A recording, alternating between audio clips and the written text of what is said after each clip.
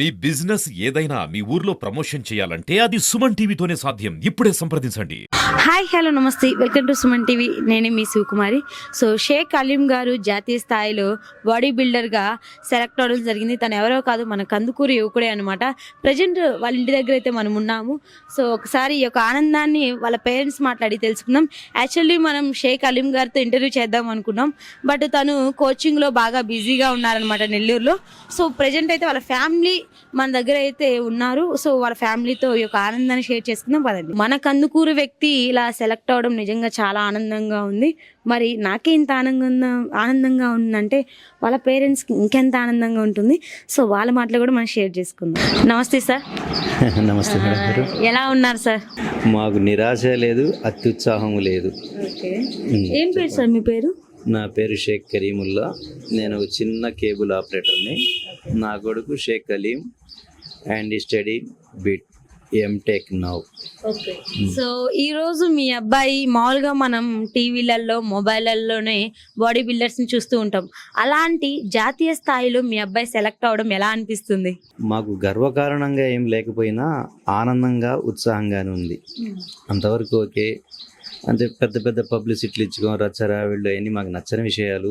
ఇది కూడా మీ ప్రోద్బలంతో మీకు నేను సపోర్ట్ ఇస్తున్నా, మీకు సపోర్ట్ ఇస్తున్నా, అంతేగాని నాకు ఇష్టమైన కార్యం కాదు. కానీ ప్రతిభకి గుర్తింపు అనేది రావాలి, గుర్తింపు కావాలి, ప్రతిభకి గుర్తింపు కావాలి. ఆ గుర్తింపులో నుంచి అతనికి కొంత ఎంకరేజ్మెంట్ వస్తుంది, సమాజం నుంచి, స్నేహితుల నుంచి, బంధువర్గం నుంచి. అలాంటిది ఒకటి అవసరం కాబట్టి ఓకే. సో చిన్నప్పటి నుంచి అలీం గారు ఎలా ఉండేవాళ్ళు? సో తనకి ఎలాంటి ఇష్టము? చిన్నప్పటి నుంచి ఆటపాటల్లో ఏం రాణించిన వాడు ఏం కాదు, కానీ విద్యలో మాత్రం బాగానే ఉండేవాడు. టోటల్గా స్కూల్ మొత్తం మీద, క్లాస్ మొత్తం మీద అలీం అనేవాడు అతను అనే ఒక యువకుడు గుర్తింపుగా ఉండేవాడు. నలుగురిలో కాకుండా 9-10 మందిలో 10వ వ్యక్తిగా గుర్తింపులో ఉండేవాడు. అది మంచి అయినా చెడైనా గుర్తింపుగా ఉండేవాడు. అదే తీరులో వాడు అట్నే పెరుగుతూ వయసుతో పాటు ఆ తీరు అట్నే వచ్చేసింది. అది ఈ రోజుకు 99 మందిలో 100వ వాడిగా గుర్తింపు తెచ్చిపెట్టిందని నా యొక్క నా అనుభవం మా వాడి మీద. సార్ అలీం గారైనా మీకు ఇంకా ఎంతమంది పిల్లలు సార్? మొత్తం ఉంది. నాకు ఈడు పెద్దోడు, నాకు కూతురు ఉంది. ఆ అమ్మాయి ఇప్పుడు మెడిసిన్ లో ఉంది. మెడిసిన్. సో ఇద్దరు పిల్లలు మంచిగా సెటిల్ అవుతూ ఉన్నారు. ఎస్, ఇదంతా అల్లాదయ. సో నిజంగా సార్ మేము చూస్తున్న పరంగా అయితే మేము ఎక్కువ టీవీలలో, సో ఫోన్లలో బాడీ బిల్డర్స్ని చూసాము. బట్ మన కందుకూరులో వ్యక్తి ఇలా సెలెక్ట్ అవడం అనేది నిజంగా చాలా ఆనందకరమైన విషయం ఇది మా అందరికీ. సో మన కందుకూరు వాళ్ళందరూ చాలా అంటే చాలా ఆనందంగా ఉన్నారనమాట. బట్ సో అలాంటిది వాళ్ళ తండ్రిని కూడా పరిచయం చేస్తే పబ్లిక్ బాగుంటుంది. ఈరోజు మీ అబ్బాయి బాడీ బిల్డర్గా సెలెక్ట్ అవడమే కాకుండా మిమ్మల్ని 10 మందికి చూపించే విధంగా చేశారు. ఎలా అనిపిస్తుంది సార్? మా వాడు ఈరోజు ఒకేసారి జాతీయ స్థాయికి చేరలేదు. మిస్టర్ ఆంధ్ర 2 సార్లు తీసుకుని ఉన్నాడు. అంటే సెకండ్ తీసుకున్నాడండి, ఫస్ట్ ప్రైజ్లోకి రాలేదు. ఎప్పుడు సెకండ్ ప్లేస్లో వస్తున్నాడు. మిస్టర్ ఆంధ్ర 2 సార్లు కొట్టున్నాడు. ఇంకా దాని ముందు చిన్న చిన్నవి కొట్టున్నాడు. కానీ మా వాడికి నేను చెప్పేవాడిని, పోయినప్పుడల్లా ఆ స్టేజ్ ఎక్కినప్పుడల్లా నువ్వు సెకండ్ కొట్టావు, థర్డ్ కొట్టావు కాదు, అది ఎదుటి అతను చూడు, ఫస్ట్ ప్రైజ్ పట్టుకెళ్ళిపోతున్నాడు. అతను కూడా మాతో పాటు ఒక 1000 రూపాయలు ఖర్చు పెట్టుకుని ఆడికి వచ్చాడు. నేను 1000 రూపాయలు ఖర్చు పెట్టుకుని ఆ స్టేజ్ దాకా తీసుకొచ్చాను నిన్ను. కానీ నువ్వు ఎందుకు ఫస్ట్ రాలేకపోయావు, నేను ఎందుకు అతను ఫస్ట్ ఎందుకు వచ్చాడు అంటే ఒక స్ఫూర్తి ఒకటి ఇచ్చాను. మంచిది, ఉత్సాహంగా అయితే ఉంది. గర్వకారణం అంటూ అత్యుత్సాహం అంటూ గందరగోళం పబ్లిసిటీలు చేసుకోవడం అనేది మాలో ఏది ఉండదు. నేను చేయను, మా కొడుకుని, నా భార్య బిడ్డలు కూడా చేయి. నేను లేదంటే స్పిరిట్ ఇస్తాను. చెప్పాను కదా ముందుగానే, ఒక గుర్తింపు కావాలి కాబట్టి ఈ సమాజం నుంచి, నలుగురిలో నుంచి నాకు వచ్చిన నాతో పంచుకుంటున్న ఆనందానికి నేను సపోర్ట్ చేస్తున్నాను. బాడీ బిల్డర్ కావాలంటే ఫుడ్ మెయింటైన్ చేస్తూ ఉండాలి. బట్ అలీం గారు ఎలాంటి ఫుడ్ మెయింటైన్ చేస్తూ ఉండేవాళ్ళు? తనకి సహజంగా మన అందరం తినే చెదారం, బిర్యానీలు, ఫ్రైడ్ రైస్లు అవేవే ఉన్నాయి చూసారా. ఈ రోజు ఆరోగ్యాలు చెడిపోయే ప్రతి పదార్థాన్ని అన్నిటి నుంచి అతను వాటన్నిటి నుంచి త్యాగం చేశాడు. భోజనం అనేది సహజంగా మీరు నేను తినే భోజనం అంటూ అతను ముట్టడు. ఈవెన్ చెల్లి పెళ్లికి వెళ్తే ఆడ పలావ్ తినాల్సి వస్తుందేమో, తినమని బలవంతం చేస్తారేమో, అది తింటే నా కార్యదీక్ష చెడద్ది అని ఆ పెళ్లినే త్యాగం చేస్తాడు. కానీ తన కార్యదీక్షను ఏ రోజు కూడా అతను తగ్గించలేదు. దాన్ని వదులుకొని ఒక పూటే కదా తింటే ఏం పోయిందిలే అనే స్థాయికి కూడా రాలా.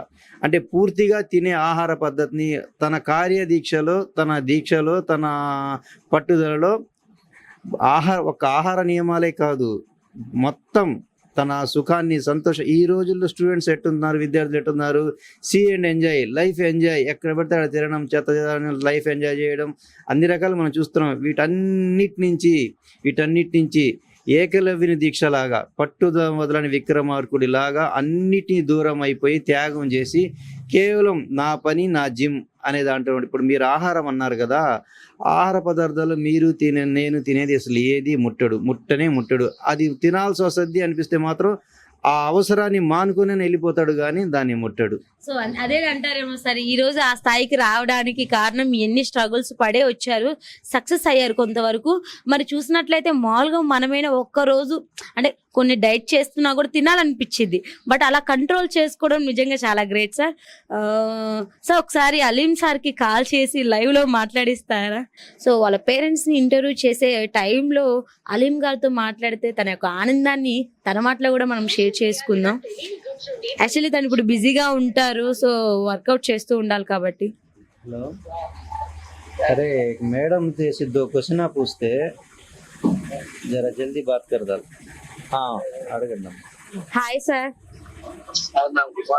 గుడ్ మార్నింగ్ సార్, మేము సుమన్ టీవీ నుంచి మాట్లాడుతున్నాం sir. First of all congratulation sir.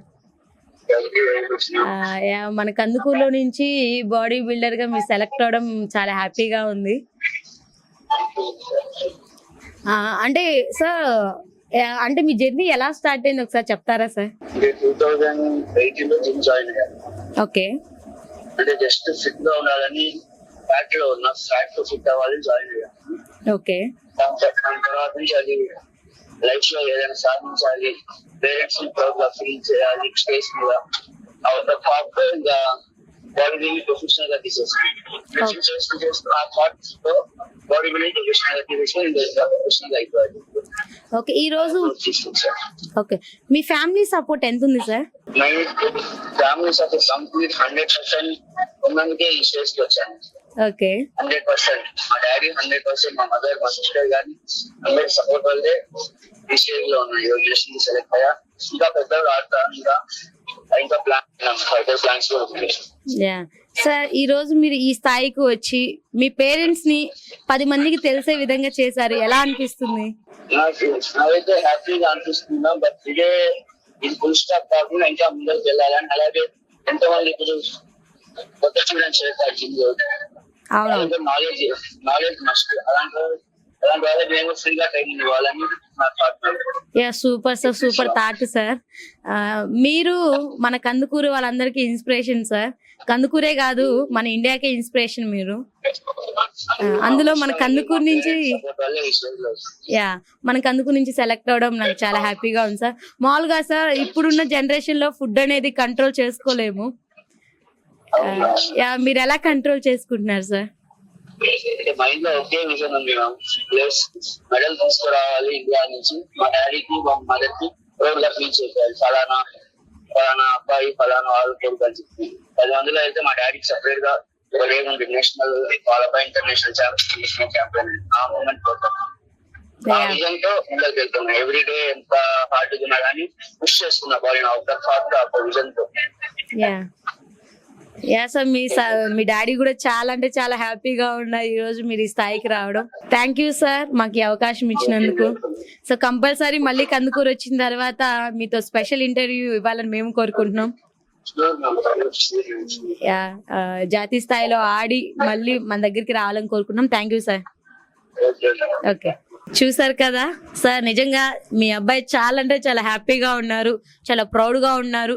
So తన ఆలోచన అంతా మీ పేరు నిలబెట్టాలి, సో మీ కోరిక నెరవేర్చాలి, మీ కళ నెరవేర్చాలనే ఆ వేలోనే ఉన్నారు. నిజంగా అలాంటి అబ్బాయిని మీరు కన్నందుకు, సో మీ దారిలోనే నడుస్తున్నందుకు చాలా హ్యాపీగా ఉంది సార్. ఫైనల్లీ సో ఏం చెప్పాలనుకున్నారు సార్ మీ అబ్బాయి గురించి?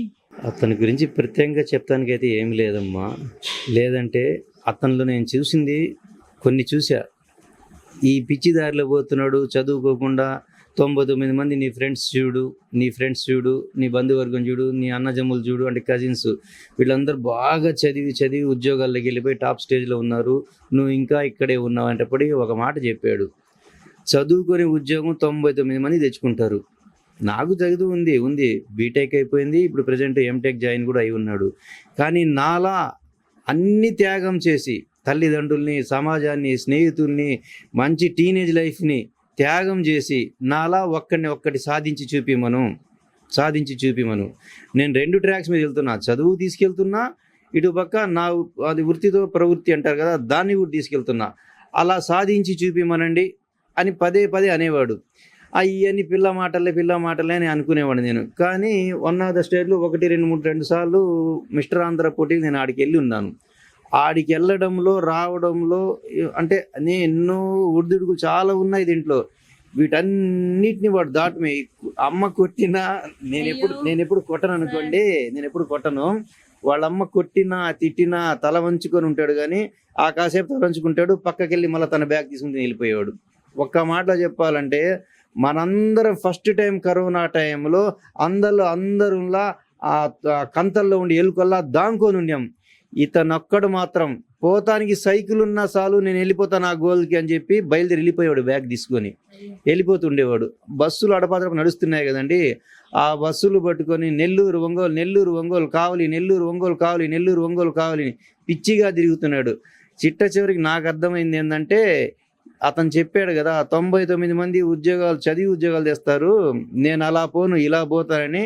అతనిలో ఆ కార్యదీక్ష, పట్టుదల అన్నీ నాకు కొంత టైం తర్వాత అర్థమయ్యి నేను కూడా అతని దారిలోకి వెళ్ళిపోయానమ్మా. సార్ ఆనంద బాష్పాలు వస్తున్నాయి సార్ మీకు. దారిలోకి నేను వెళ్ళిపోయాను. లేదంటే అయితే అతని దగ్గర ఉన్నది ఏంటంటే, నేను చూసింది, మీరు అడిగిన ప్రశ్నకి నేను చూసింది, పట్టుదల ఉంది, కార్యదీక్ష ఉంది, దాన్ని సాధించే తత్వము వాడి దగ్గర ఉంది. నేను అన్నీ చూసుకొని, ఈ ఖర్చు తిండి అన్నారు కదా మీరు, అలివి గాని ఖర్చు. నేను చాలా మందిని కలిసా, ఈ స్పోర్ట్స్ ఇలా మిస్టర్ ఆంధ్రాలు, మిస్టర్ ఇండియాలు చాలా మందిని కలిశాను. ఆ కలిసిన వాళ్ళందరిలో అంటే అనుభవం కోసం, వీడు ఏ దారి పోతున్నాడా, ఏమైపోతాడా, మనం ఎన్ని చదువులు చదివినా, ఎన్ని ఆటపాటలు ఆడినా చివరికి ఉపాధి అనేది కావాలి, ఉద్యోగం పురుష లక్షణం. నేను దానికోసం బాగా భయపడ్డా, వీడు ఎటుపోతాడో అని, ఏమవుద్దో చివరికి. కానీ చాలా మంది నేను కలిశాను.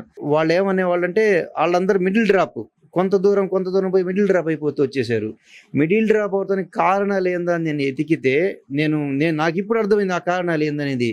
ఆ స్థాయికి చేరాలంటే మొట్టమొదటిగా ఆర్థిక స్తోమత బలంగా ఉండాలండి. నా దగ్గర ఆర్థిక స్తోమత బలంగా కాదు కదా, బ్యాక్గ్రౌండ్స్ నిలబడి కూడా ఏమీ లేవు. కానీ ఎప్పటికప్పుడు మా దగ్గర ఉన్న బలమంతా ఒకటే, అల్లా మీద భరోసా పెట్టాము, అతనితో ఇతని యొక్క కార్యదీక్షని జోడించి ప్రార్థన చేసుకుంటూ పోతున్నాం. దానిలో నుంచి అతనికి అవసరమైన అప్పు సొప్పులు చేసి నడిపిస్తున్నాను, కాదనలేను. కానీ ప్రతినిత్యం భగవంతుని తోడు తీసుకొని అతను ముందుకు నడిపిస్తున్నాను నేను. అదే అతనిలా కార్యదీక్ష చూడడం వల్లే నాకు కష్టమైన ఏవైనా సరే నేను, నా భార్య, నా చెల్లి కూడా అతనికి తోడు ఇస్తూ వస్తున్నాం. మొత్తం మీద ఈ మిడిల్ డ్రాప్స్ ఎందుకు అవుతూ వచ్చారంటే, దీంట్లో చాలా ఒడిదుడుకులు ఉన్నాయండి, నేను అవన్నీ అతనిలో అవన్నీ దాటుకుంటూ ముందుకు వెళ్ళిపోతూ ఉన్నాడు. ఎన్ని కష్టం వచ్చినా, జ్వరం వచ్చినా, టైఫాయిడ్ వచ్చి చాలా ఎదుర్కొన్నాడు, అనారోగ్యాలు, గందరగోళాలు.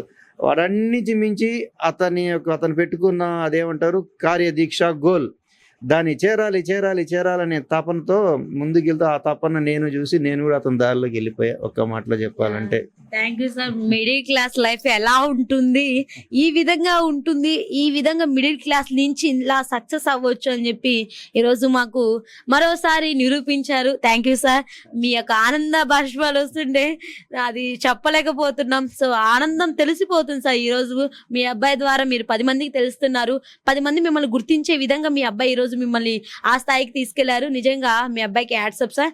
Thank you sir. అచ్చా మేడం. సో నాకైతే ఇన్స్పిరేషన్ అనిపిస్తుంది, తండ్రులు కూడా ఇలా ఉండాలి.